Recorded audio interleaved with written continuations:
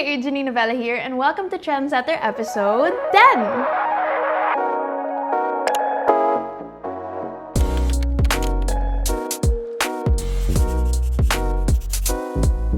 Hindi ako makapaniwala na naka 10 episodes na pala tayo ng Trendsetter. However, with that said, I would like to officially announce that this will be the very last episode. Just kidding. Joke lang, of course not. Trendsetter 2.0 is on its way. So yeah, hope you guys stay tuned for that. Pero bago tayo magsimula, I wanted to extend my love and support to everyone who was affected by Typhoon Rolly.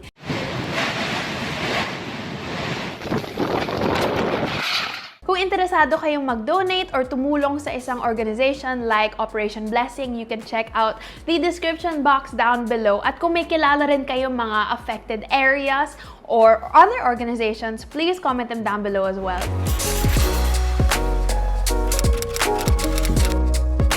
This, by far, has been the closest top 5 that I have ever been involved in. Ang annual Miss Universe Philippines Coronation Night ay naganap noong October 25. Siyempre, pag-uusapan rin natin yung winner, pero gusto ko lang ibanggit na itong batch ng candidates, siguro ito yung pinaka-intelligent at ito yung pinaka-eloquent na batch na nakita ko on the Miss Universe Philippines stage. Kasi parang na-amaze lang ako sa bawat sagot ng candidates during the Q&A portion. And with that said, here are some of my favorites. Because when we share stories, we know better. And when we know better, we do better. Unless you go beyond what you have already mastered, you will never grow. This is something that we should take into account if we were to be conditioned for greater. It is a constant struggle. It is a constant commitment to always work on being stronger, embracing my vulnerabilities, and knowing that I am the perfect version of my imperfect self. Because I want to instill in the youth qualities like faith, passion, hard work, and discipline, because I stand here today as proof that these can help you achieve your dreams. And I am not here to just be a voice. I am here to amplify voices. Because we will not be silenced by fear anymore.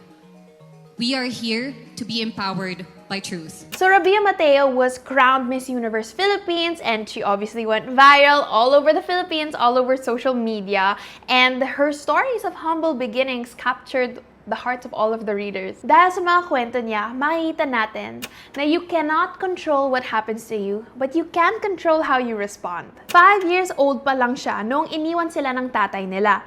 Lumaki siya with a single mother and a little brother at nag-struggle rin sila with their finances. At naging breadwinner siya ng pamilya niya habang siya ay uma-attend ng college as a full scholar. Ramon Muñez, isa sa mga kaibigan niya sa college, ay nag-post, years ago, she stayed at her boarding house for less than a semester while she was studying at Iloilo Doctors College. She didn't have the money to pay for rent, so she slept on the floor. Her roommates gave her a banig so that she would have something to sleep on, and my mom asked me if she'll be okay, and she said she'll be fine. Nag-share rin siya na habang nasa university siya ay nakatsinelas lamang dahil wala siyang sandals or doll shoes. Noong iti-take na niya ang board exam, kapos daw ang savings niya kaya naghahanap lang siya ng racket sa mga kaibigan niya. May mga nag-circulate rin na post explaining na dahil sa bad quality ng cellphone niya, hindi daw siya nakapag-post sa mga OOTDs during the competition days. She did actually graduate cum laude and is now on her way to make us proud on the Miss Universe stage. To me, she is a living testimony that your past does not dictate your future. Sa akin lang, huwag niyong pansinin yung mga nagko-comment na educate yourself, Black Lives Matter. Kalokohan yung Black Lives Matter. Halloween is known to be a night of horrors. You know, movies, pranks, costumes. But nothing brought me more horror than to see clips of this particular live stream on Twitter. Ang bandang MYMP or Make Your Mother Proud ay nag-live sa Facebook noong October 31. Naka-costume, nag-perform sila ng mga kanta nila, pero may parang off. Sa gitna ng set nila, na-bombard ang comment section with accusations of cultural appropriation and blackface. Para alam lang natin lahat, blackface is a term which is used to describe a form of theatrical makeup which is predominantly used by non-black performers in order to represent a caricature of a black person. Cultural appropriation naman is an adoption of an element or elements of one culture or identity by members of another culture or identity. Does this mean that we can't ever celebrate other cultures? Absolutely not. There is a thing called cultural appreciation. So ano ang pagkakaiba nito? May dalawa akong tanong na pwede niyong sagutin muna kung medyo hindi kayo sigurado kung ito ay cultural appropriation or cultural appreciation. Number one, what is the context? Is this deeply rooted in this culture's oppression? Is this a sacred element in this culture's ancestry? Pangalawang tanong, how would that person from that culture feel if they saw you right now? Would they feel honored and appreciated and celebrated? Or will they feel dishonored and discouraged and disrespected? So may pa-pop quiz tayo today. May mga litrato akong ipapakita and you can comment down below in the comment section if you think this is cultural appropriation or cultural appreciation. So number one, Karlie Kloss's Native American costume during the Victoria's Secret fashion show. Number two, kids wearing costumes on United Nations Day. Number three, eating Chinese food. And number four, painting your face black to look like a black person. Pag may nagsasabi ng Black Lives Matter, kalokohan yon. Kasi all lives matter. Hindi po kalokohan ang Black Lives Matter. Pero hindi rin ako magda-dive sa topic na to because I feel like I'm not the best person to talk about the systemic racism that these people have experienced. Oo, all lives matter naman talaga. But here's the thing, not all lives are oppressed. For centuries, black lives didn't seem to matter as much as others. Ito na lang, ito yung tinweet ko noong gabing yon. The black community spent centuries being treated as less. Black Lives Matter is not about being more than other races, it's simply about being seen and treated as equals. All lives are equal, and that's why Black Lives matters.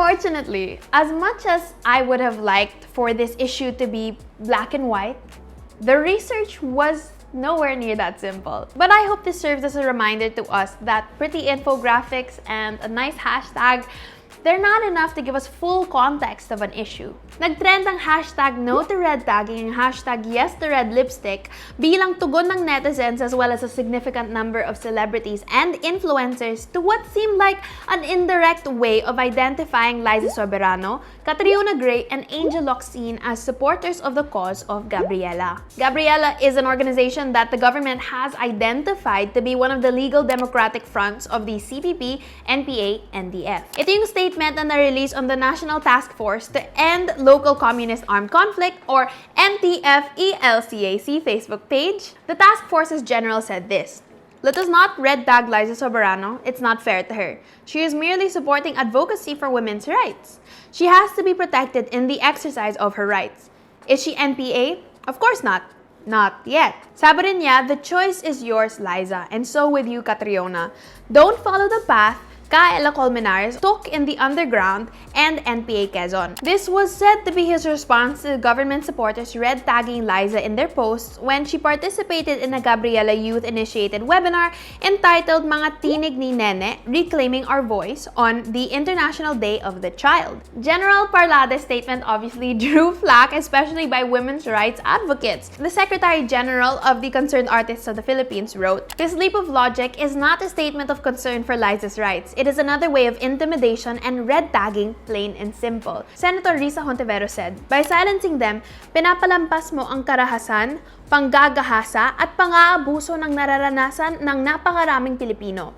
This is a shame to your rank and to the PMA." Liza, Catriona, and Angel have all released statements refuting the red tagging. Just to give us further context, the NTF-ELCAC was commissioned by President Duterte in Executive Order number 70 in 2018. Ito yung order institutionalizing the whole-of-nation approach in attaining inclusive and sustainable peace. It should also be noted, however, in Article 3, Section 4 of our Constitution, it allows for freedom of speech and expression. speaking up does not and should not make an individual a terrorist because activism is not terrorism. Siyempre, naiintindihan at nakita ko ang efforts ng government against terrorism because terrorism is still a real threat. However, I hope as they do protect us from terrorism, we learn to protect our own voices against intimidation due to premature red tagging. At kung masaya ka sa piling niya, hindi ko na pipilit pa. This song, I can't. I can't. As in, teaser pa lang, apektado na ako. Minessage ko si Ate Moy kasi, first pre-chorus, the lyrics go, Ako ang kailangan,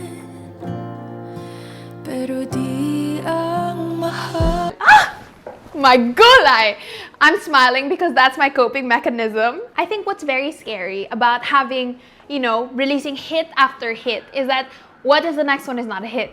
And yet, for me, this song is my absolute favorite out of all of her songs. Not saying that, Ate Moy, all of your songs are really good, but I gotta say, this song hurt me the most. Basta, I don't know, you guys can listen to it on your own time, put in some earphones, look out the window, and just cry, I'll do it with you. All right!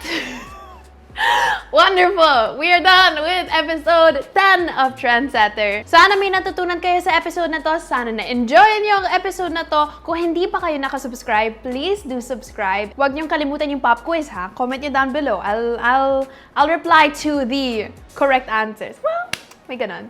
Again, please stay tuned for Trendsetter 2.0 and I will see you guys later and let's all be a little kinder. Bye!